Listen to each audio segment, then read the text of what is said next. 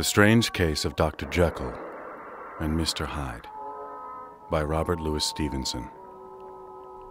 Read by Vincent Bagnall. The Story of the Door.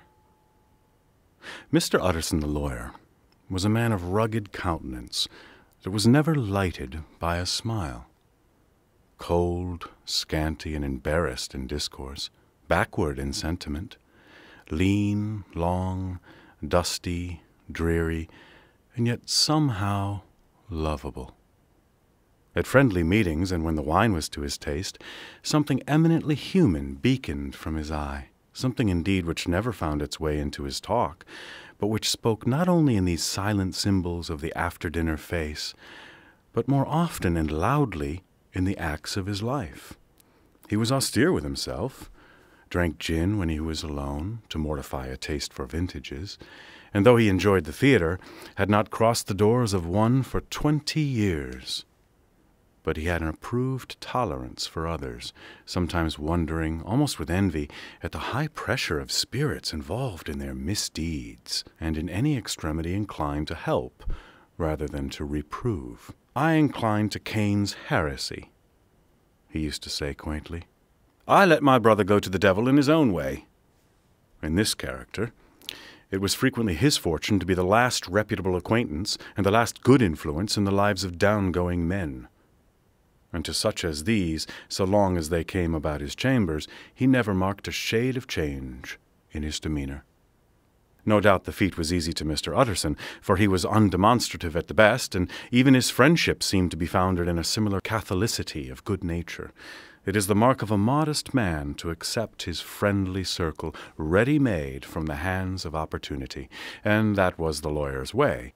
His friends were those of his own blood, or those whom he had known the longest. His affections, like ivy, were the growth of time. They implied no aptness in the object.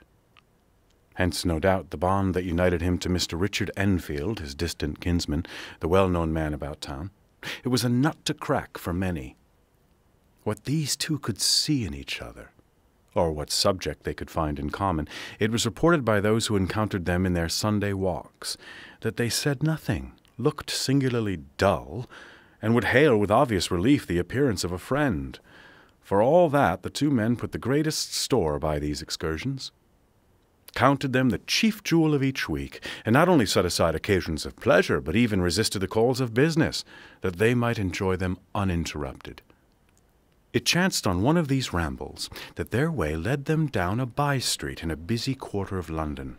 The street was small and what is called quiet, but it drove a thriving trade on the weekdays.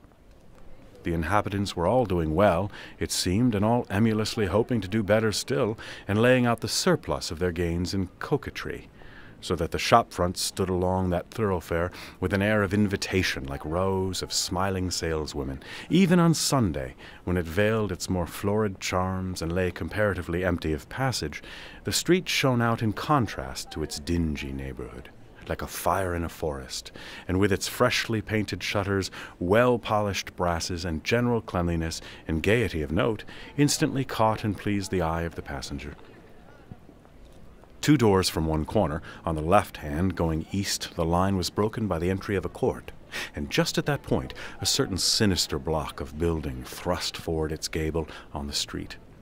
It was 2 stories high, showed no window, nothing but a door on the lower story, and a blind forehead of discolored wall on the upper, and bore in every feature the marks of prolonged and sordid negligence. The door, which was equipped with neither bell nor knocker, was blistered and distained. Tramps slouched into the recess and struck matches on the panels.